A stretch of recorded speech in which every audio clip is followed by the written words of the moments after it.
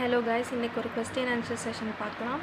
So first question, which two of the below given points are known as the twin characteristics of growth?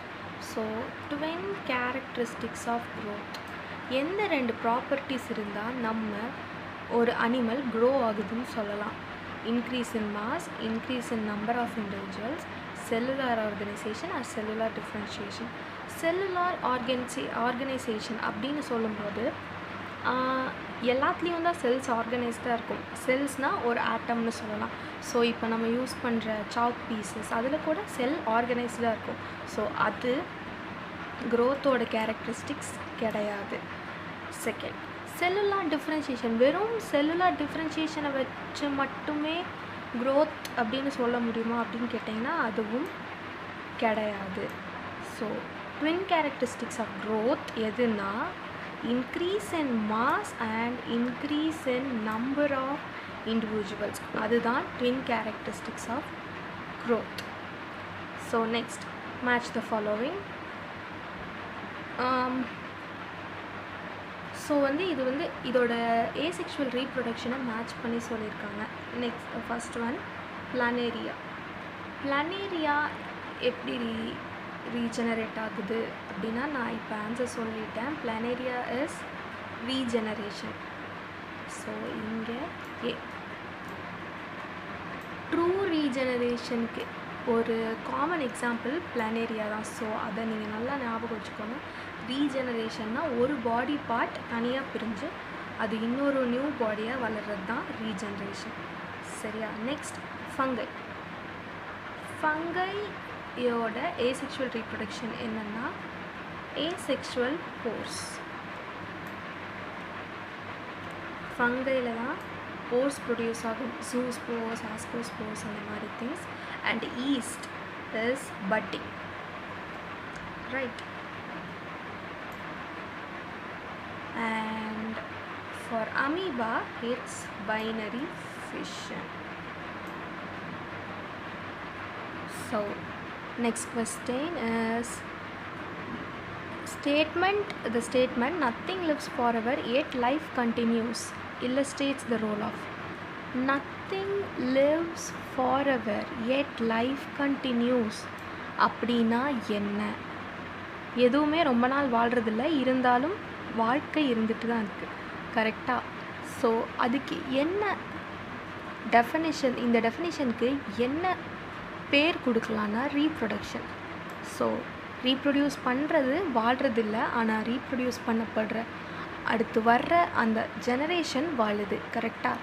So அதுதான் nothing lives forever yet life continues. Next, which of the following organisms does not reproduce? இது ரொம்ப ஒரு இம்பார்ட்டண்ட்டான question. So எது இந்த இருக்க ஃபாலோவிங்கில் reproduce பண்ணாது? So mule, worker bee, infertile human males, all of this.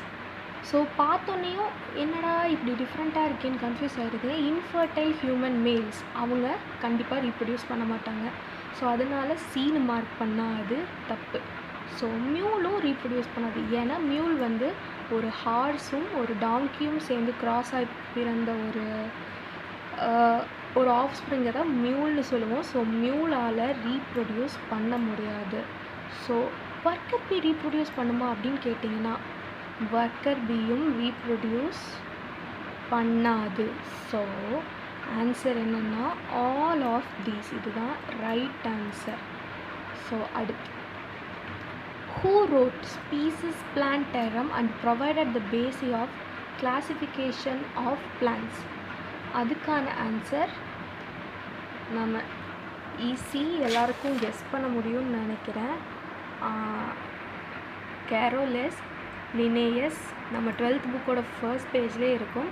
Species plantarum book எழுதினவர் கேரோலஸ் லினேயஸ் தான். So which of the following characteristics are mainly considered for declaring a new plant species? அப்படின்னு கேட்டிங்கன்னா ஒரு பிளான்ட் ஸ்பீசிஸை கிளாஸிஃபை பண்ணுறதுக்கு, புதுசு அப்படின்னு classify பண்ணுறதுக்கு எது மெயினாக ஹெல்ப் பண்ணுது அப்படின்னா கேரக்டரிஸ்டிக்ஸ் ஆஃப் எண்டோஸ்போமா அப்படின்னு கேட்டிங்கன்னா வெறும் எண்டோஸ்போமோட கேரக்டரிஸ்டிக்ஸை வச்சு மட்டும் அதை கிளாஸிஃபை பண்ண முடியாது. பிகாஸ் எண்டோஸ்போம் வெறும் க்ரோயிங் எம்ப்ரியோக்கு ஃபுட்டு மட்டும்தான். அனாட்டமிக்கல் கேரக்டரிஸ்டிக்ஸ் வச்சு பண்ணலாமா அப்படின்னா அனாட்டமினா என்னங்க, டிஷ்யூஸ் பற்றி படிக்கிறது. ஸோ வெறும் டிஷ்யூவோட கேரக்டரிஸ்டிக்ஸை வச்சு மட்டும் கிளாஸிஃபை பண்ண முடியாது. அண்ட் ஃபிசியாலஜிக்கல் கேரக்டரிஸ்டிக்ஸ் வச்சு அது பண்ண முடியுமான்னு கேட்டிங்கன்னா and answer is no. Physiological character வச்சும் பண்ண முடியாது. ஸோ ஃப்ளோரல் கேரக்டர்ஸ் தான் ரைட் ஆன்சர். ஃப்ளோரல் கேரக்டர்ஸ்னால் எதெல்லாம்னா கேலெக்ஸ்,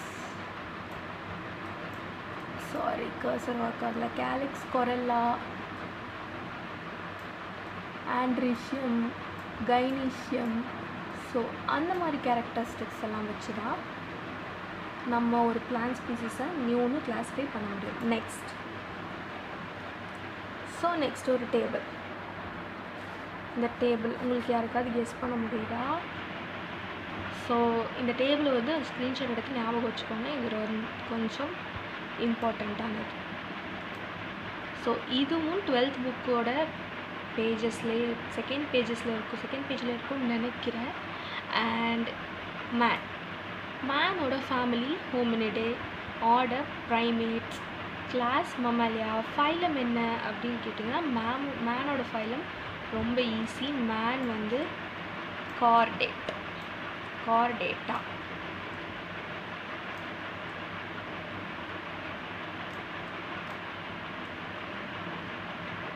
அண்ட் ஹவுஸ்ஃப்ளை ஓடது மியூசிரே, ஆர்டர் டிப்தீரியா, கிளாஸ் என்னன்னு கேட்டிங்கன்னா ஹவுஸ்ஃப்ளை. வித் என்ன டவுட், ஹவுஸ்ஃப்ளையோட கிளாஸ் வந்து இன்செக்ட்ஸ் சேர்ந்தது தான் ஹவுஸ்ஃப்ளை. Next phylum. என்ன ஃபைலம்? இன்செக்ட்ஸ்னாலே ஆர்த்தோபோட்ஸ் தான்.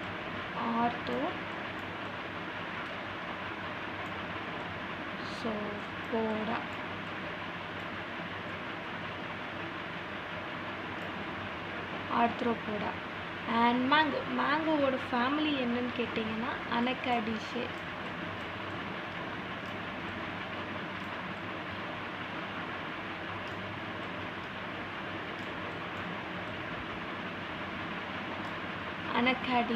and order is Sapindales and class is easy தான், Dicotyledons.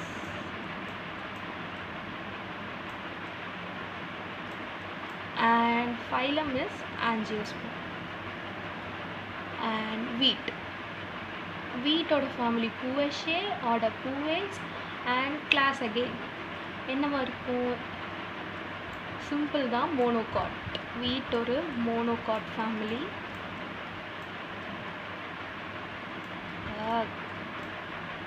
அண்ட் ஃபைலம் என்னன்னா சேம் ஆஞ்சியோஸ்பெர்ம்ஸ் தான்.